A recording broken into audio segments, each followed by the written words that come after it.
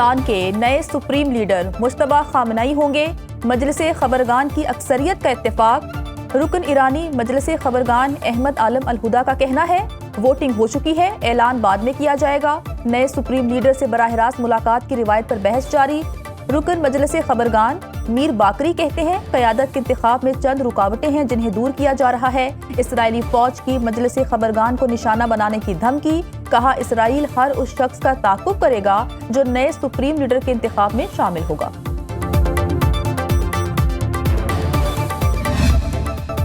ایرانی پاسداران انقلاب کا 24 گھنٹے میں 200 امریکی فوجی ہلاک اور زخمی کرنے کا دعویٰ۔ وسطی اسرائیل میں اہداف کو بیلسٹک میزائل سے نشانہ بنایا۔ ایرانی حملوں کے بعد 1929 اسرائیلی اسپتال منتقل۔ کویت میں امریکی اڈے العدیری بیس پر حملے میں ہائیبرڈ ڈرون اور میزائل استعمال۔ ایندھن ذخائر ایئر کرافٹ مینٹیننس اور کمانڈ مرکز کو نشانہ بنایا گیا۔ بحرین میں نیول اڈے پر 21 امریکی فوجی ہلاک۔ ہائفا ریفائنری اور امریکی تیل کے جہاز کو نشانہ بنایا۔ خلیج میں مارشل آئی لینڈز کے پرچم والے آئل ٹینکر پر ڈرون حملے۔ ریاض کے ڈپلومیٹک کوارٹر پر ڈرون حملہ۔ قطر میں 10 بیلسٹک اور 2 کروز میزائل داغے۔ ایران کی ایروسپیس فورس نے اسرائیلی ڈرون مار گرایا۔ پاسداران انقلاب کا موجودہ رفتار میں 6 ماہ تک جنگ جاری رکھنے کی صلاحیت کا دعویٰ۔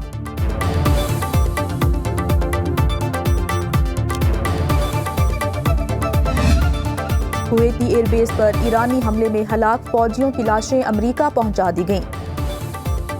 ایئر بیس پر امریکی صدر نے تابوت وصول کیے۔ ٹرمپ نے ہلاک فوجیوں کے اہل خانہ سے ایئر بیس پر ملاقات بھی کی۔ ایران کا کئی امریکی فوجیوں کو قید کرنے کا دعویٰ۔ نیشنل سیکیورٹی کونسل کے سربراہ علی لاریجانی نے کہا امریکی فوجیوں کی گرفتاریاں جاری ہیں، جھڑپوں کے دوران عمل میں آئیں۔ امریکی سینٹرل کمانڈ نے ایرانی دعویٰ مسترد کر دیا۔ امریکہ اور اسرائیل کے ایران پر 9ویں روز بھی حملے جاری۔ ایران کی تیل تنصیبات پر بمباری سے آگ بھڑک اٹھی۔ اسرائیلی فوج کے مطابق تہران میں 2 آئل ڈیپو کو نشانہ بنایا گیا۔ ایرانی فوج کے زیر استعمال متعدد فیول سٹوریج کمپلیکس تباہ کرنے کا دعویٰ۔ ہیومن رائٹس واچ کا ایران میں اسکول پر حملے کی جنگی جرم کے طور پر تحقیق کا مطالبہ۔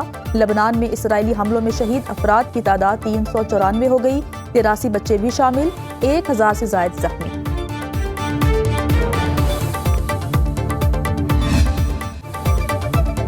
جنگ کے بعد ایران کا نقشہ ویسا نہیں ہوگا جیسا اب ہے۔ امریکی صدر ٹرمپ نے کہا امریکہ ایران کے ساتھ کسی سمجھوتے یا سیٹلمنٹ کی تلاش میں نہیں۔ ایرانی صدر ایسا چاہتے ہیں جو ملک کو جنگ کی طرف نہ لے جائے، نہیں چاہتے کرد فورسز ایران میں داخل ہوں۔ اب ہمیں برطانوی وزیر اعظم کیئر سٹارمر کی ضرورت نہیں۔ امریکہ کو ایسے دوست نہیں چاہیے جو جنگ جیتنے کے بعد شامل ہوں۔ روس کے ایران کی مدد کے کوئی شواہد نہیں ملے۔ ایران کا مشرق وسطیٰ پر حملوں سے پیچھے ہٹنا سرنڈر ہی ہے۔ اسکول پر حملہ امریکہ نہیں ایران نے خود کیا۔ تیل کی قیمتیں بہت تیزی سے نیچے آئیں گی۔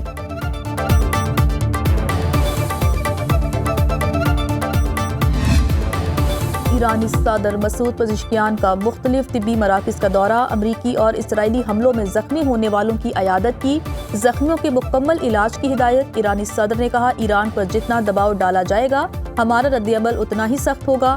ایران کے تمام سیاسی دھڑے اور عوام دشمن کے خلاف متحد ہیں۔ ایرانی دھمکیوں اور جارحیت کے سامنے کبھی نہیں جھکے گا۔ ہم دشمن کے خواب ڈرانے بنا دیں گے۔ قومی خود مختاری کا ہر قیمت پر دفاع کیا جائے گا۔ امریکہ اور اسرائیل خطے کے ممالک کو ایک دوسرے کے خلاف بھڑکانے کی کوشش کر رہے ہیں۔ ایران اپنے برادر ہمسایہ ممالک کے ساتھ اچھے تعلقات چاہتا ہے۔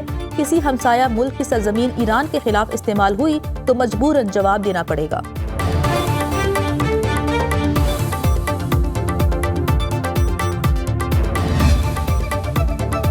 چین کی ایران پر حملوں کی مخالفت، حملے فوری روکنے کا مطالبہ۔ ایران اور خلیجی ممالک کی سلامتی اور خود مختاری کے احترام پر زور۔ چینی وزیر خارجہ وانگ ای نے کہا جنگ ہونی ہی نہیں چاہیے تھی، طاقت کا استعمال مسئلے کا حل نہیں۔ ایران میں حکومت تبدیلی منصوبے کو مقبولیت نہیں ملی، جنگ کو پھیلنے سے روکا جائے، بڑے ممالک تعمیری کردار ادا کریں۔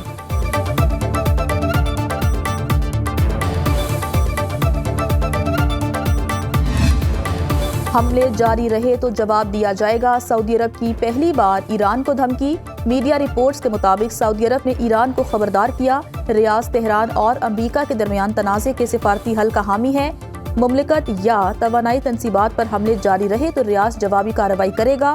ایرانی نیشنل سیکیورٹی کونسل کے سیکرٹری علی لاریجانی کہتے ہیں خطے میں موجود امریکی اڈے ہمارے خلاف استعمال ہو رہے ہیں۔ ایسے حالات میں ایران کو دفاع کا پورا حق حاصل ہے۔ خطے کے ممالک امریکہ کو اپنی سرزمین ایران کے خلاف استعمال کرنے سے روکیں۔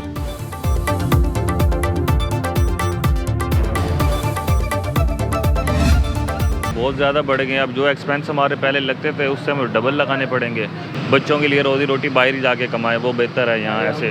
غریب لوگ ہم گزارے نہیں کر پا رہے، پتہ نہیں کیسے ایک دوسرے سے پکڑ کے گزارا کر رہے ہیں بھائی۔ ایک تو ہمارا کاروبار بالکل ٹھپ ہو گیا ہے، نمبر دوسری بات سواری آتی ہے، کرایہ سنتی ہے، واپس چلی جاتی ہے۔ اب گاڑیاں نہیں، راشن چاہیے، نہ پیٹرول چاہیے، ہمیں بچوں کے لیے راشن چاہیے۔ سب چیزوں میں اضافہ ہوا ہے، اس سے پیٹرول کی وجہ سے آٹا بھی مہنگا ہو جاتا ہے، گوشت بھی مہنگا ہوتا ہے، سبزی بھی مہنگا ہوتا ہے۔ پہلے بھی پریشان تھا، بہت زیادہ پریشان ہو گیا اور ہر چیز پر جو ہے نا بہت اثر پڑا ہوا ہے۔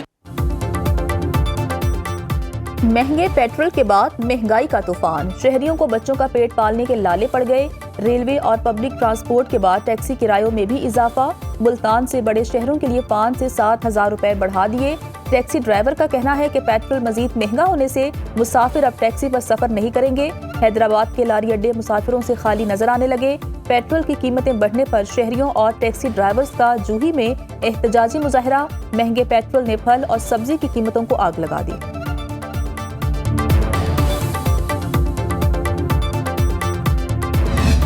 بچے جو بھی چیز پسند کرتا ہے تو مجبوری ہے، ظاہری سی بات ہے وہ دینا پڑے گا، چاہے باپ ادھار کرے گا، روزانہ کرے گا، جو بھی کرے گا بچوں کے لیے تو لے گا سامان۔ پیٹرول مہنگا ہو گیا ہے، اس کی وجہ سے خریداری میں مشکل ہو رہی ہے، بہت زیادہ اثر پڑا ہے مہنگائی کا۔ پوری مارکیٹ میں اثر پڑا ہوا ہے۔ دکاندار کے پاس آپ جاتے ہیں تو وہ کہتے ہیں کہ ریٹ بڑھ گیا ہے، حالانکہ اس کے پاس اگر سٹاک موجود بھی ہے، پیٹرولیم مصنوعات کے ریٹ بڑھ گیا، اسی مناسبت سے ہم اس کو بھی فروخت کریں۔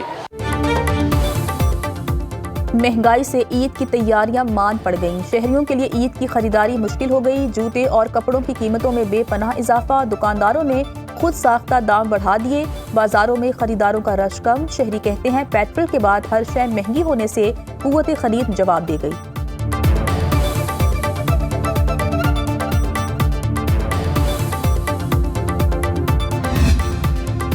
وزیر اعلیٰ پنجاب مریم نواز سے وزیر خزانہ محمد اورنگزیب اور وزیر پیٹرولیم علی پرویز ملک کی ملاقات، جنگ کی وجہ سے پیٹرولیم مصنوعات کی طلب اور رسد میں توازن کے لیے بچت پالیسی اور پیٹرولیم مصنوعات کے ذخائر کی مانیٹرنگ پر اتفاق۔ مریم نواز نے کہا پیٹرول پمپس پر عوام کو لائنوں میں نہ لگنا پڑے، پنجاب بھر میں کہیں بھی مقررہ نرخ سے زائد پیٹرولیم مصنوعات بیچنے کی اجازت نہیں دی جائے گی۔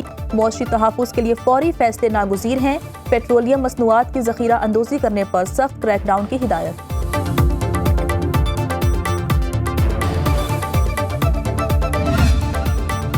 وزیر اعظم شہباز شریف کی لاہور میں سابق صوبائی وزیر مرحوم زعیم قادری کی رہائش کا آمد، زعیم قادری کی وفات پر ان کے اہل خانہ سے تعزیت کی۔ شہباز شریف کا کہنا تھا کہ زعیم قادری کی جمہوریت کے لیے خدمات کو ہمیشہ یاد رکھا جائے گا۔ وزیر اطلاعات عطا اللہ تارڑ اور وزیر اعظم کے معاون خصوصی طلحہ برقی بھی موجود تھے۔